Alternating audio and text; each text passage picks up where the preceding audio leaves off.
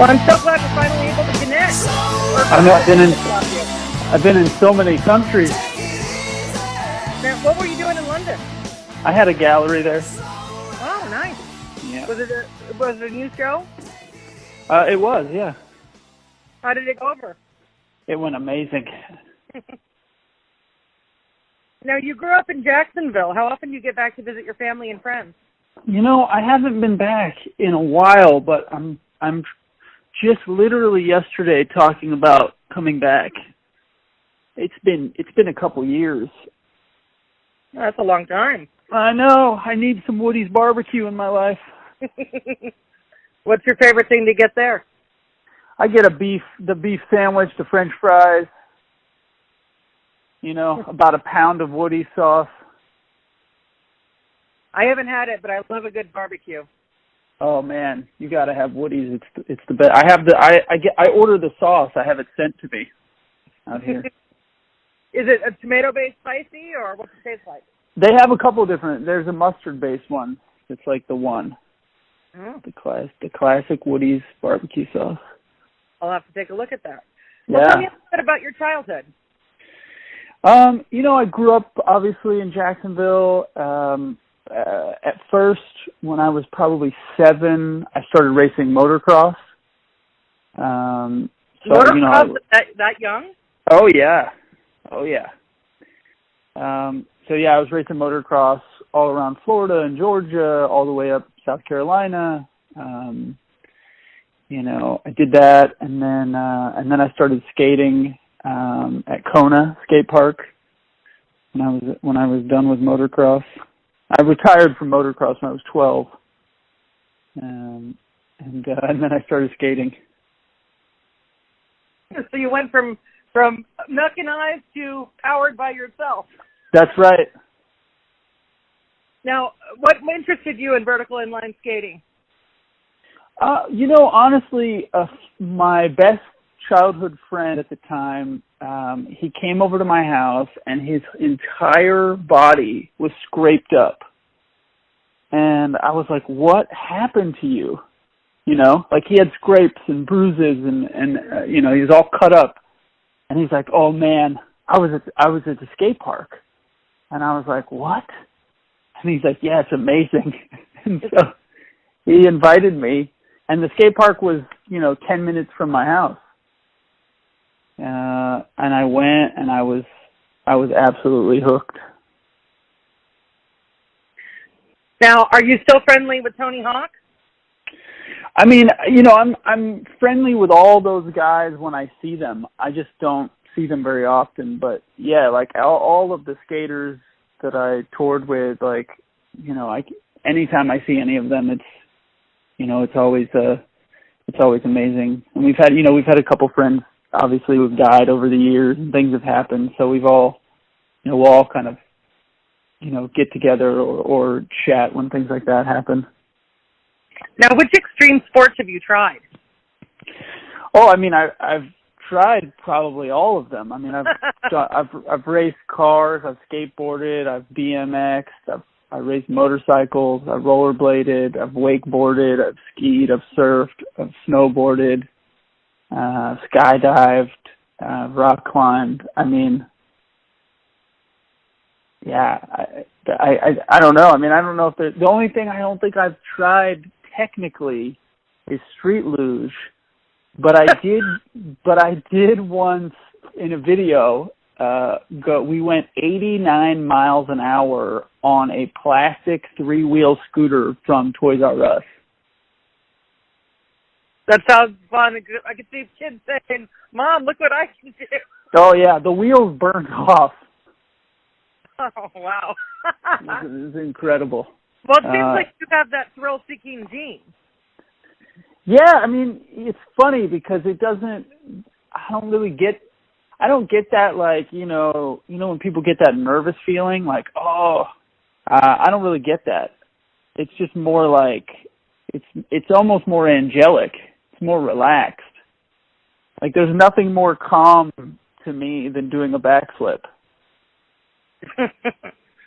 Well, because you have a little bit of different, well, it shows in your art that you have a different way of looking at the world. Right. Were you always into art? No, I mean, I didn't really know anything about photography until I was already making a living at it. And I know that probably sounds crazy, but I knew skate photography, right? But I didn't know anything about fashion photography or fine art or anything like that. And now that sounds crazy because everybody has Instagram and everybody, photography is everywhere. But at the time, nobody really had like websites. No photographers really had websites. And if they did, you had to know who they were. There was no social media. And the only way to really see anything was in magazines or books, which I didn't have any magazine subscription. And I didn't have any photo books. So, I'd heard of like Ansel Adams and Annie Leibovitz. And there was a point when like a couple girls I knew who David LaChapelle was. But that was literally the extent of it. And obviously Warhol and Picasso and, these guys you've obviously heard of. But it wasn't until much later that I really started to understand the levels of art. Now, you've also directed music videos. What constitutes a good music video to you? There are some amazing music videos, and the sad truth of it is you have to have a great song. It's very difficult to make a great music video if the song's not great. And what's that? No, keep going. I'm sorry. No, it's one of those things like, when you make a movie, the visual is 50% and the audio is 50%. But when you make a music video, it's probably more like 70-30. Now, what kind of music do you like? I mean, I like all types of music. Obviously, I grew up listening to the Rolling Stones and the Beatles and Pink Floyd and all that. I love Radiohead, Arcade Fire. I have a pretty wide spectrum. Every day that I'm on set for a movie, I'd put on "I Believe I Can Fly" by R. Kelly in the morning because it's a weird OCD thing that started years ago. So it's God help my live-in assistants when we were doing the movies because they were constantly having to listen to R. Kelly full blast in the morning. Whatever gets the creative process going for you. Yeah, that one's just more like, oh God, I'm OCD and I can't let this go. But what can you do? What was the first photo you sold? The first photo I sold was the first photo I ever took, which is I was batting 1,000 there for a second. That's lucky. That's really good. Yeah. It's the one with the shoes and the hanger and the empty closet. So that was the first one. I sold it for $75, and it was 4 by 5 inches. Well, it's a start. Hey, you got to start somewhere. Well, I read that a bad breakup prompted your push into photography. How does your work change depending on your mood? I think that the world, obviously, what's happening in your life can obviously affect you, especially when you start out. When you're starting something, there was a bit of darkness in the beginning of some of my work, because I was poor and I was heartbroken and I was angry. And, as you grow and as you evolve, and for me, like as I've understood photography more and I've understood light more, my work has obviously changed. But I think there's something about figuring out the stories that you want to tell and just executing those stories. And in the beginning, I saw the world a very specific way, and now I've been through so much and I've seen so much, and I understand so much more than I did then. So the stories are obviously different now. What constitutes a successful photo? It's funny because there's basically three types of photos that I have now, which is one is it's just a photo, two it's a photo that'll go in a book, and three it's a photo that'll go on a wall. And I put no pressure on any of them to sell, or I put no pressure on any of the photographs to do anything. If people like them, then they like them. If they don't, then they don't. Which is part of the fun, because then you are constantly just trying new things. We're caught in this society right now where a lot of artists or a lot of photographers are trying to repeat success that they've had. And, if you post a photo on Instagram and you get 1,000 likes or 10,000 likes, you want to take that same photo again so that you can get those likes again. And that's a dangerous place to be. That is. Now, what kind of assignments are boring to you? Assignments? I guess photo commissions. I don't know what it would be called. Oh, yeah. So I don't do any of those. Oh. Okay. Yeah. I probably will do one job a year that's for somebody else. So I guess the question then is, how does work come to you? Do you just get your own ideas and then try and sell it that way? So everything that I do is basically based off of galleries. So I will go out and shoot and create whatever I want, and then I'll put it in the gallery. And then people collect it, and they buy it. And that's it. Wow. Yeah. Okay. So, again, you have to be very self-motivated. There isn't a time when someone's like, all right, we're going to pay you to take this photograph. I mean, I'll do that probably once a year, where I'll do a commission or a job or something, but it's always with somebody who I know and I'm friends with. So like you wouldn't get a call from, or if you got a call from Vanity Fair or something like that, would you say no? Yeah, I did Vanity Fair last in 2015, I think it was. So how that worked was, I just basically had, because this is Colton Haynes, and it was right when he was coming out as being gay, and so he just came over to my house and we shot, and that was it. There was no one from the magazine there. It was just we just did whatever we wanted to do. Oh, cool. Yeah. It's a nice way. Do you like being referred to as the bad boy of photography? I mean, it's fun. Yeah, I mean, it's funny. You know what I mean? Like, because you don't think about yourself like that. I would hope most people wouldn't. But yeah, I don't walk around thinking, oh yeah, I'm the bad boy. But look, I understand. You've got to. People love labels, and also at the same time, like, I've tried to do it my own way, which oftentimes scares people. Yeah, it sounds intimidating, actually.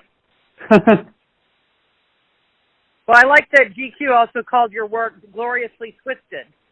Oh, that's nice. I think that was kind of awesome. That's great. Now, does the public's opinion of you or your work matter to you? No. No, I mean, I think, look, I think at the end of the day, like, you're going to have people that are going to like you, and you're going to have people that are not going to like you. You can't live just by the people that like you, and you can't live by the people that don't like you. You have to just, make the things you want to make. And even some of my close friends and people I know well don't like some of the stuff that I do. When I made the KKK image, I remember one of my friends was like hated it.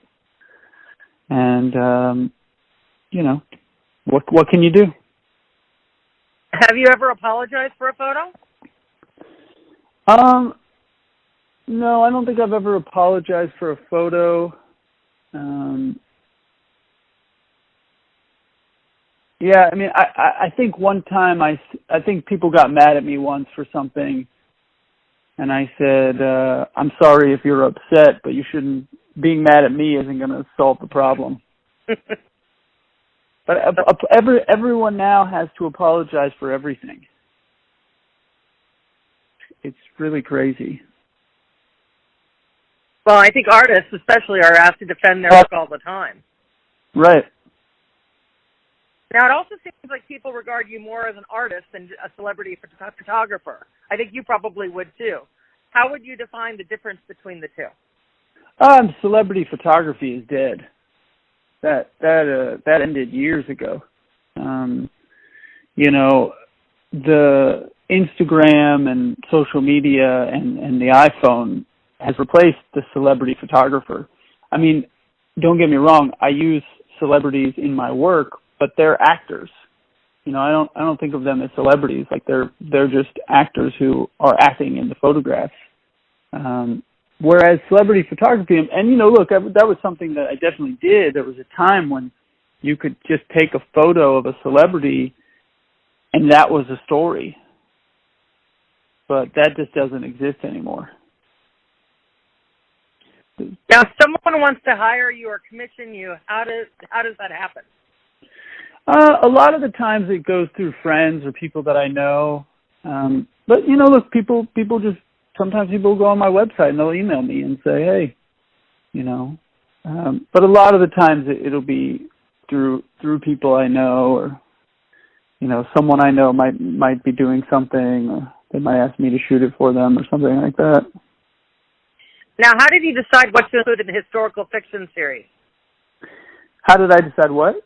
Which images you wanted to include for historical? Oh, yeah, you know, it was just one of those things, like, I had to kind of go with what was presenting itself to me at the time, you know, like, the airplane image, that just happened.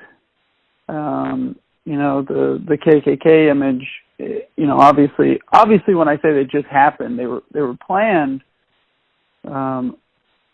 But those shots kind of like fall into your lap, and you just have to kind of take them when they come to you. Well, Giant's one of my favorite movies, so I saw that and was wondering if you were trying to get that kind of vibe. Giant? Mm-hmm. It's wonderful. It's one of James Dean's 3 movies. Oh, wow, yeah, I've never seen it. Oh, that's really funny because it actually looked like you were using one of the cowboys from the movie. Oh, really? Yeah. That's so funny. I mean, I just thought the cowboy with the James Dean thing would just work really well. It did, but it worked even better if you put it in the context of his last movie. Wow. Okay, I'm gonna have to watch that. It's really good. It's with Elizabeth Taylor and Rock Hudson. Wow. Now, did you ever decide that you wanted to be provocative with your photos, or did it just happen that way? Just completely happened that way. Now, do you have any favorite photos? Yeah, it's tough because I couldn't say like, oh yeah, this one's my favorite, and it also depends on the mood that I'm in.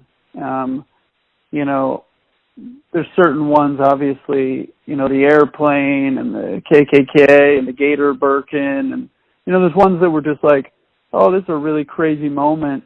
But then, you know, there's other ones that are personal to me in terms of what it took to take them or make them. But it's always the next one, you know. Right now, there's ones in my mind that I want to do, and those are the ones I'm most excited about. I've always wondered after a professional photo shoot if the artist gives a copy to their subject for their own use, or do they ever get copies? I'm not sure how that works.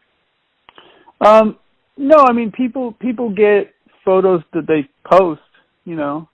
But no, I only make a very limited amount of prints. So I only make 3 prints, 3 per size. I only do 3 sizes. So now, who are some people that you would like to photograph? You know, it's interesting because it's difficult when you fantasize about someone and then you meet them and they're completely different. from what you expected. You know? And I've been fortunate because I get so much time with people, and you know, I get such a rare insight into the people that come around because they want me to shoot them.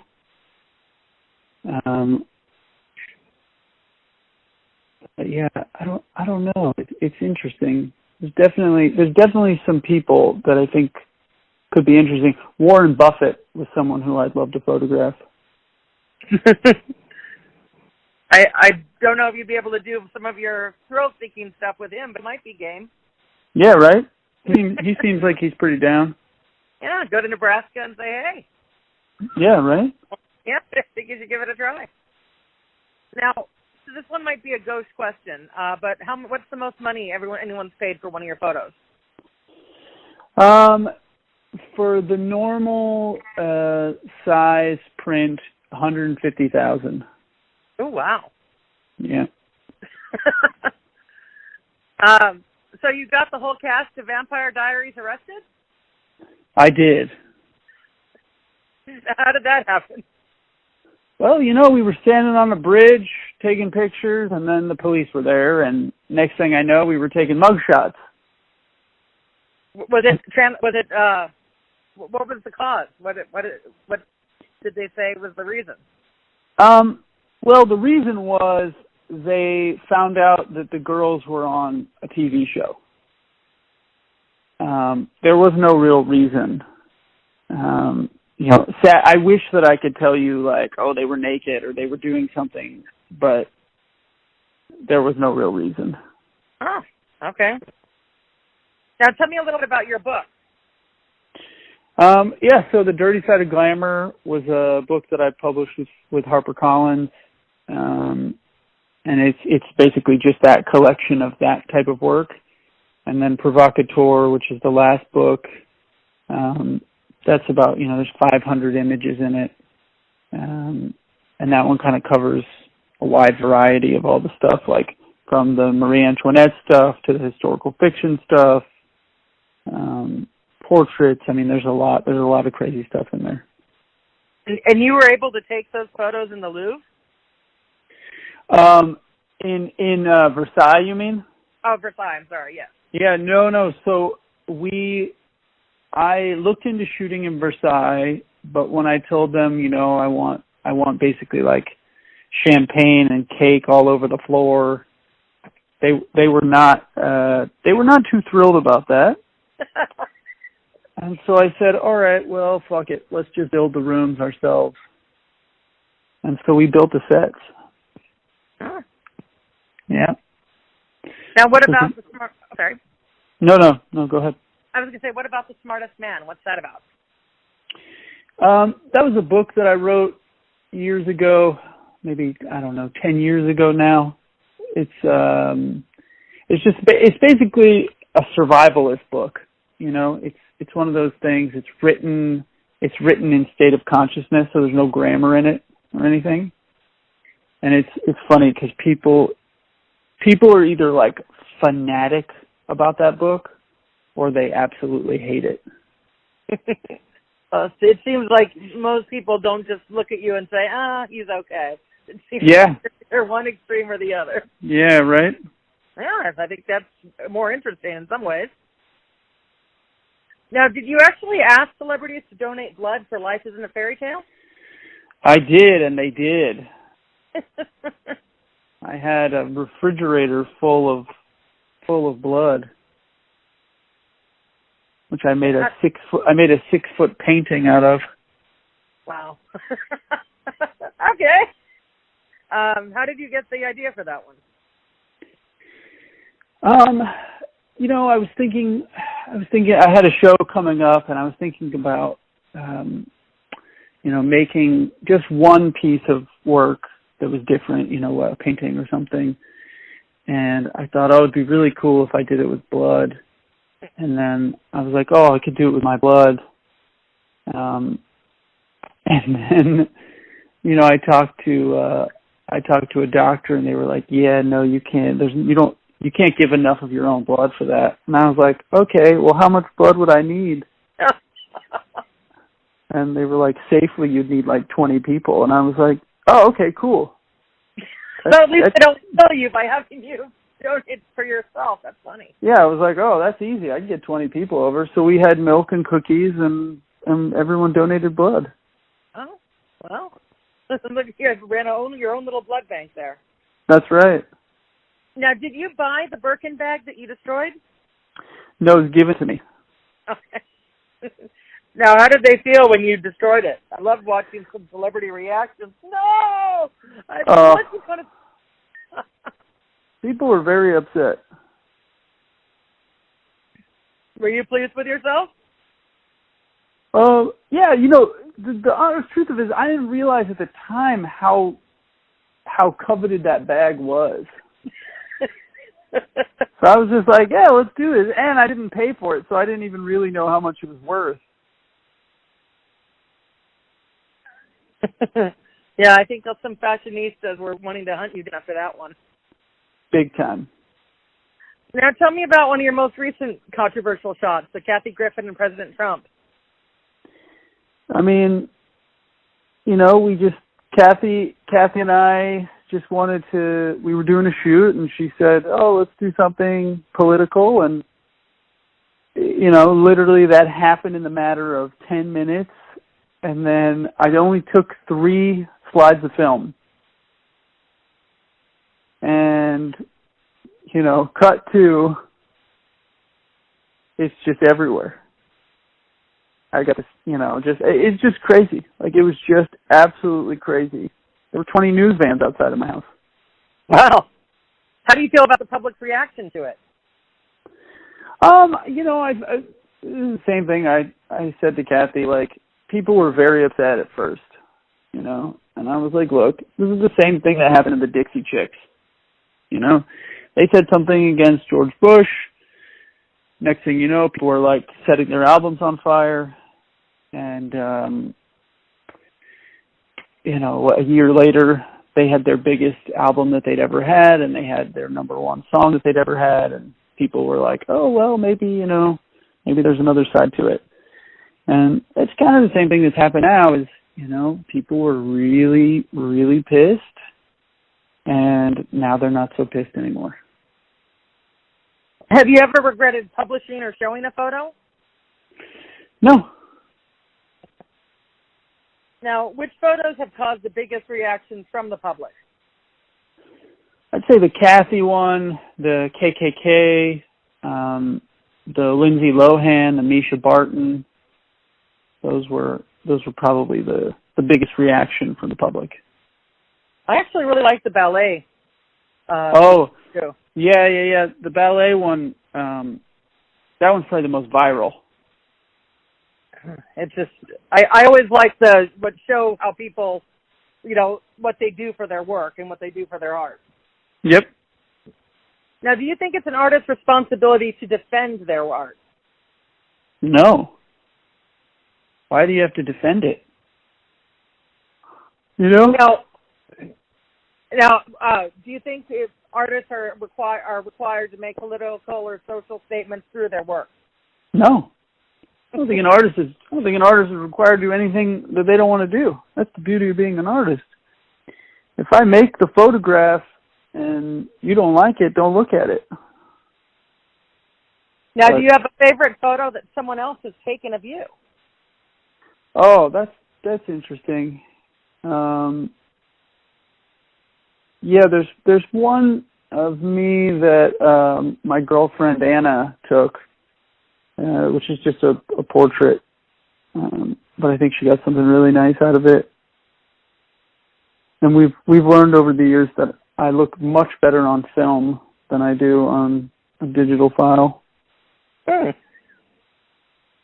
That'd be interesting. I wouldn't know that there would be a difference to the two. Huge difference. Now, who are some photographers you admire? Richard Avedon, Helmut Newton. I think you know, a lot of photographers today owe a lot to Robert Mapplethorpe. And regardless of if you like his work or not, what I mean by that is him and Sam Wagstaff did a lot of work to make photography a really collectible thing. You know, and that is that's something they really fought to make happen. Now, do you plan to direct any more films? I do, yeah. Is anything happening with your script, The Wild Ones? Yeah, that movie is set up at Atlas at the moment, and so they're figuring that out. And then, you know, I'm just working on the next one now. Now, is there something you haven't done yet but want to do? Well, I mean, I'd like to go to space.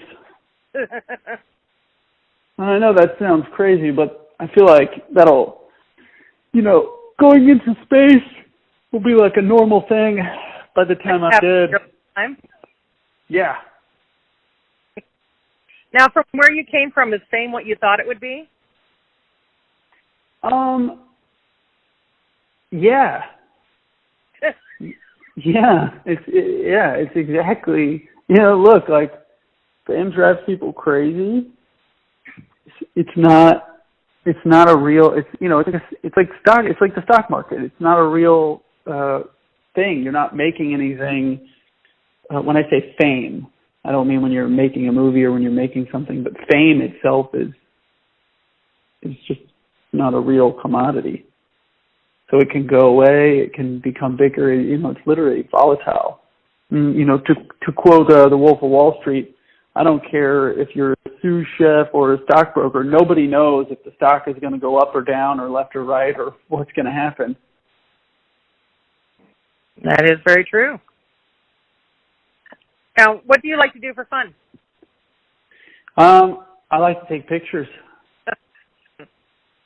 Oh, that's when your life and work meld. That's great. Yeah, I'm trying to learn how to exist as a normal person, but how's it working out? I have a hard time with it. You know, it's something that I really, you know, I was so poor, and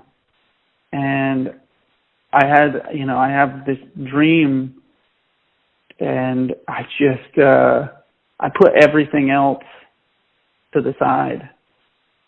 So I stopped. I don't really do anything other than work, and it consumes me all the time. Sometimes, you know, some of my friends refer to me as Howard Hughes because, not because my fingernails are really long and I piss in milk bottles, but because, yeah. I still use the bathroom like a normal person, but, you know, give it time, right? Yeah. But, you know, I think it takes a dedication to achieve what I wanted to achieve that is unlike anything I've ever seen, you know, unlike anything that most of the people I know, you know, go through. And obviously there's people you find, people you know who are very dedicated to what they do in the same way. And that's what's fortunate about being out here is, you know, you meet people like that. But at the same time, you know, you at a certain point just forget to do stuff. You know, there was a year, maybe a year and a half of my life where I didn't go into a grocery store. Wow.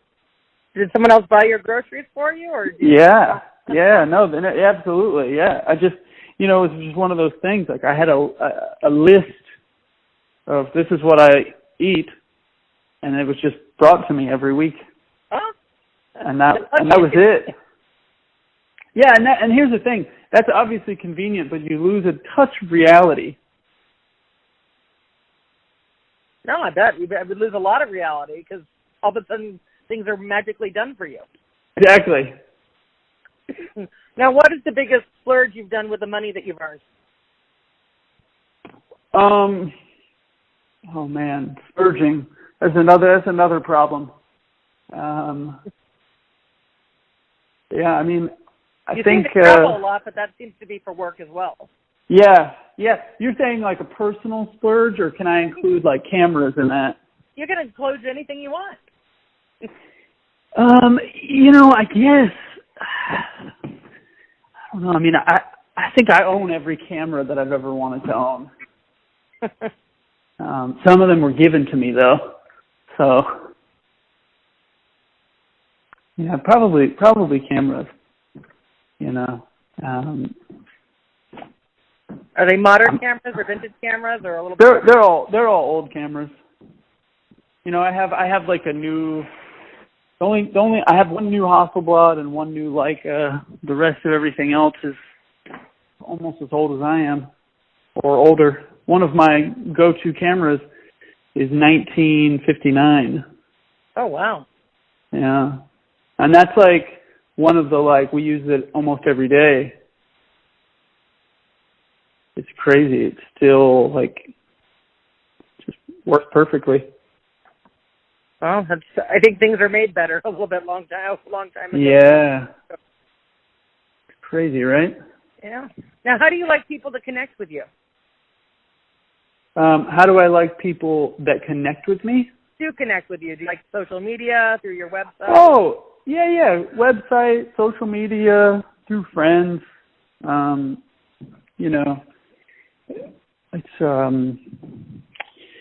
It's very easy for me to figure out if somebody is in line with what I'm doing or what I want to do. Now, are there any charities that you support that you want to mention? Yeah, I did a campaign with Love is Louder years and years ago, so I worked with them for a long time. And then, I've just done various stuff here and there, but that was kind of the main one. Now, you're definitely a Renaissance kind of guy. Now, given that, what would you like your legacy to be? Well, I'd like to go down as one of the greatest photographers and greatest filmmakers of my time. It seems like you're on your way to doing that, so that's a start. That's the plan. Now, I was told you're doing a new project with actors for their professional portfolios. Can you tell me about that? That's news to me. Oh, okay. Then let me change the question. What are you working on now? So right now I'm doing I'm working on the next book, which is probably 3 years out. And then I just finished up all the galleries, and so I'm doing a new series on an 8x10 camera, which is, the big, large format, kind of, I think this one's probably 30 years old. So, we've been kind of working on that series. And I'd like to do a show of just all 8x10, which is nice. Do you already have the spaces picked out before you do a show, or which comes first, the show or the space? It just depends, really. It depends on when I finish something. Depends on how long I work on a series. I've had some series where I work on it for a couple of weeks, and then I've had some where I've worked on it for a year. How do you know when something's done? It's never done. You always want to tinker, and you always are like, oh, we could have this in there. And, even with historical fiction, I've just recently shot some stuff for a project coming up that's in that vein. I didn't really get enough.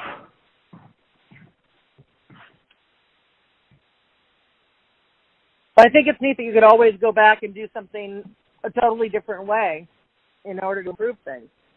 Totally. I mean, that's the beauty of all this is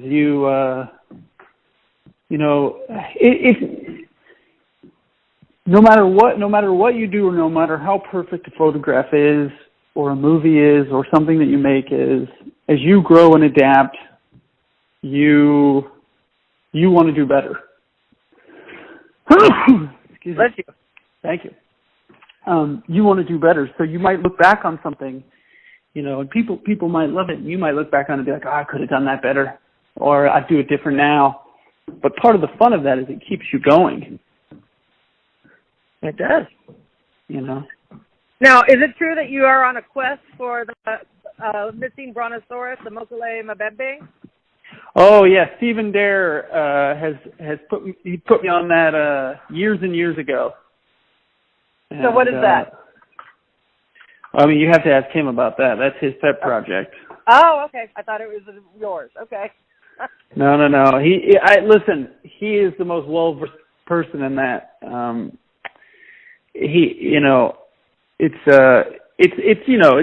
funny. It's like, I guess it'd be Africa's version of Bigfoot, but a dinosaur. And so people are out to find them. People are out to find them. I Well, just think it's a nice excuse to go to Africa. You know what I mean? Now, where have you not traveled to that you want to go to? I've traveled almost everywhere from skating.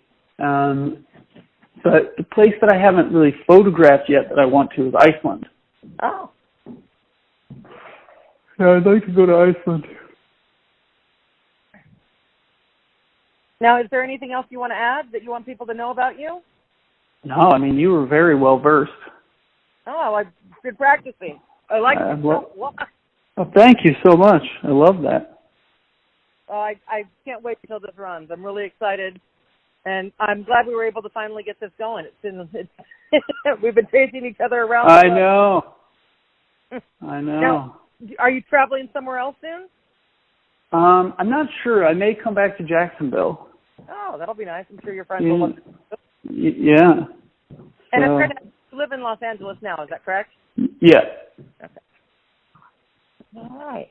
Well, if you think of anything else you'd like to add, or you want me to say more stuff about an upcoming film, please don't hesitate. I want to make sure to celebrate you any way I can. No, thank you. You're amazing. All right. Well, I appreciate your time, and I'll talk to you soon.